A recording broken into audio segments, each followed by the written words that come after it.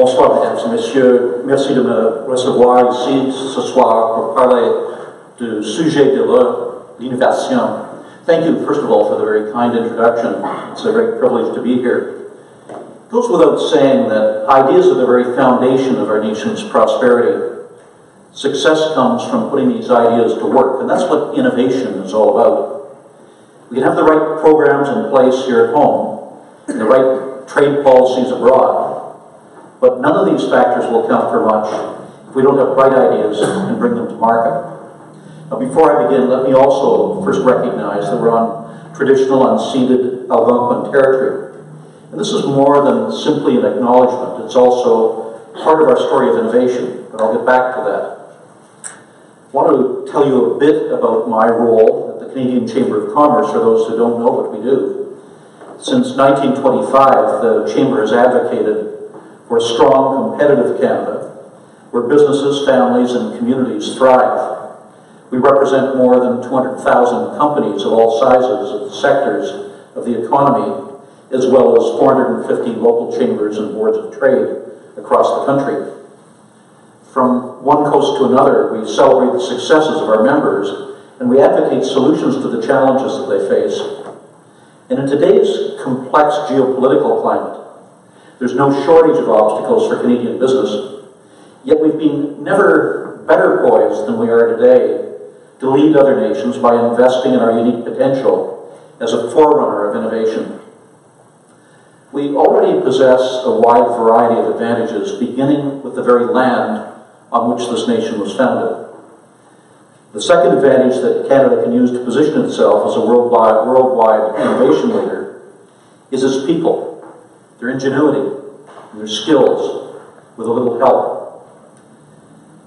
The third and final advantage that I want to talk about tonight is the innovation support system that we're developing here in Canada, and how we can push that even further. Grâce à ces trois avantages, nous avons les outils pour se positionner dans le peloton de tête mondiale en matière d'innovation. Let's begin with our land. Years ago, Canada's wide open spaces and vast distances could have been seen as a major problem for industry. But in fact, it became just the opposite. Unlike many competing nations, we have room to grow, both people and food, while our expansive landscape has driven innovation in transportation, in logistics, and in communications. Out of necessity, we've created opportunity. I don't know how many of you have visited the Canadian Aerospace Museum, but if you'll do, you'll see that one of the reasons why Canada has been an innovator in aerospace is precisely our geography. To a great extent, the aircraft that we've developed over the years allowed us, they were flying canoes in many ways, and they allowed us to move from body of water to body of water in a land that was so vast, where there weren't paved highways to get from one place to another, and where aerospace aircraft made good sense for us to be able to tie our country together. By the same token, Canada was the first country in the world to have a domestic communications satellite, Alouette, which I can remember from my youth. Most of you, your parents or grandparents will tell you about it. But it was the first domestic communications satellite in the world, which tied together Canadians in the vastness of this land and allowed us to communicate with one another. And it was such a success that Alouette lived on long after its expected life expectancy. Now, it's an example, again, of how necessity drives us to innovate, and creates opportunities for us for the future if we're wise enough to take advantage of them. The same goes for our natural resource extraction and transformation. After all, our land is as rich as it is wide, and what has sustained us for centuries is our collective ticket to prosperity these days. European settlers were first attracted to Canada's wealth of natural resources, from the fur trade to the fishing outposts on the East Coast. And centuries later, we've built our economy on the resources found in every corner of this broad country, from Alberta oil to Saskatchewan potash, Manitoba grain, and Atlantic Canadian seafood. However, it's no longer just the abundance of our natural resources that positions us as a leader. It's how we extract, how we we transform, and how we use them. We have to look no further than Hydro-Quebec and the world-class dams that provide electricity to the province's population, as well as that of parts of Ontario, New England. Or the advances in the field of oil and gas extraction, where companies like Suncor, Nexen, Syncrude, ConocoPhillips, Devon, and many others, who would be competitors in any other circumstance, team up to pool their resources into the Canadian Oil Sands Innovation Alliance, a research and development group that focuses on sharing innovation and intellectual property related to environmental priority areas. It's an extraordinary achievement. You don't find multi-billion-dollar global competitors working with each other and giving free access to each other's intellectual property in most countries around the world. And yet, our willingness to do that has created an innovative powerhouse in the field of natural resources as it relates to the environment. Now, Canada is also exploring new and exciting sectors of the economy. More than 50,000 Canadians already work in the clean tech or renewable energy industry.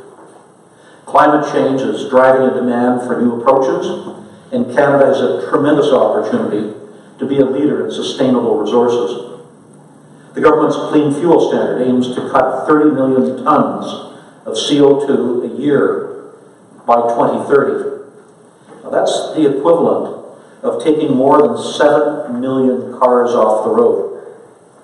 In light of this massive policy, clean fuel use in Canada could more than triple by 2030, potentially growing the sector by $5.6 billion a year. That's incredible growth. And this would also open up 31,000 jobs for skilled workers to build, to operate, and supply new clean facilities. Canada's biofuel industry could roughly double in size thanks to this one single policy. Now, one great example of a Canadian company that can benefit from these new standards is Montreal's Enerchem, which turns garbage into clean fuel. But there are countless other innovators in this vital emerging sector that stand not only to gain, but to contribute to Canada's role as a global leader in the world. Now, agriculture is another field in which industry can branch off from traditional products and services ahead of a changing climate and evolving consumer demands. Take Winnipeg's Farmers Edge Laboratories, an agricultural technology startup that offers both hardware, like a weather station, and specific software to provide data to help farmers manage their acreage. Another Montreal company, Inocucor, is turning microbes into natural crop protectors in order to reduce the amount of pesticides that are used in the farming process. The same technology that powers your Roomba vacuum cleaner at home, when supercharged, is used in John Deere tractors, which can now plow a field without a driver. These are the technologies that will help set Canada apart as an agri-food leader and exporter.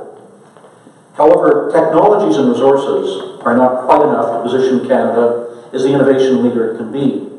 We also need people who will continue to develop these technologies, find the next great application, and operate our new tools. Here, Canada once again has an edge, with a population that's as diverse as our landscape. Few other regions in the world have the kind of collaborative, diverse, and open community that we have. And it's constantly evolving, improving, and growing. Educational institutions everywhere in the country, including today's host, UCO, are developing new programs to equip graduates with the right kinds of skills. Businesses themselves are starting to think outside the box. Employees can be trained to look at problems to be solved rather than at tasks to be performed. Businesses can adapt a new culture of new ideas and calculated risks, and they can find the employees ready to thrive in that culture. Some companies have already started adopting this way of thinking, and they deserve to be acknowledged and emulated. Many of you will know Ubisoft. It's a great example from our membership. It's a company that's focused on developing talent and taking risks. You, or certainly your kids, will be familiar with their video games. They've reached out around the world to find experts on fields like ergonomics and artistic direction. They've used that talent to train and mentor workers in Canada. They partnered with academics and researchers and invested in finding ways to make their games more accessible. Step by step, they've added value and become one of the top video game companies anywhere in the world. The video game industry is also pioneering new technologies with applications in many other fields. For example, using psychology, games, and game theory to advance physical rehabilitation practices. This is an example of how Canada's businesses can get involved. They can provide guidance on in-demand skills and create work experiences. Their input can make sure that graduates have the specific skills that are in demand. And we can't forget that in an innovation economy, demand goes far beyond specific technical skills. All kinds of abilities are needed to make sure that innovation can happen. It requires soft skills like emotional intelligence, creativity, design thinking, interpersonal skills, entrepreneurship, and organizational awareness. Without the full spectrum of competencies, trying to help employees transition into a productive 21st century workforce won't be effective. Innovation is a process that can be nurtured and taught in our schools and in our businesses. It's a slow process that relies more often on incremental steps and on research than on breakthroughs. No matter what economic policies may be enacted elsewhere in the world, innovation will continue to be the driver of growth. In its fullest sense, innovation is what helps businesses to become more efficient, to produce new products in new ways, and to build new relationships with clients. So the question is, with all the right ingredients in place, what does Canada need to turn its productive innovation potential into an innovation powerhouse? Pour répondre à cette question, nous devons comprendre que l'innovation ne se limite pas à un sujet en particulier, ni à une technologie. Le gouvernement a d'ailleurs bien illustré en établissant 6 catégories d'innovation dans notre nouvelle plateforme. Maintenant, il faut que nous performions dans chacune de ces catégories. Innovation is critical to Canada's growth, and the real key to unlocking our full potential is to support our businesses in all sectors and remove the barriers that are holding them back. Intellectual property-intensive industries are the key drivers of the economy, accounting for almost 14% of all jobs and more than a quarter of our gross domestic product. We know that SMEs that own intellectual property are more likely to grow to scale and have a greater propensity for exporting. In fact, of all of Canada's exports, 40% are from IP-intensive industries. And SMEs that hold formal IP are 4 times more likely to export, and 64% more likely to be high growth. The government's focus on innovation superclusters is an excellent next step. As we've seen with COSIA earlier, companies that are traditional competitors can set aside their differences and collaborate on growing their sector. After all, the best trick is not to get a slightly bigger piece of pie, it's to make the entire pie that much larger. These superclusters will allow businesses to collaborate, share, and innovate together, developing unrivaled experience and expertise in their respective fields. We must also remove barriers such as the complex and top-heavy fiscal system that too often stands between businesses and their international success. Entrepreneurs and innovators need 2 things: money and the freedom to make great things. They need to be out there shaking hands, perfecting their products, promoting the Canadian brand, and capturing the attention of the global financial players that will help them grow to scale.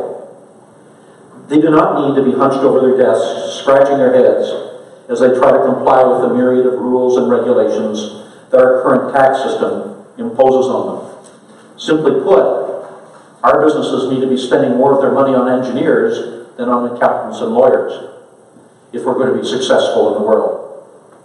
So rather than bringing in new administrative burdens on all companies, we're suggesting a broader discussion about our fiscal system, our tax system, one in which we can streamline and simplify the process, giving our businesses a competitive edge.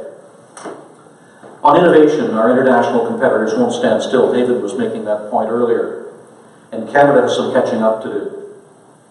We have all of the ingredients: an educated population, innovative educational institutions, exciting new businesses, and the possibility to put in place support systems and to remove barriers.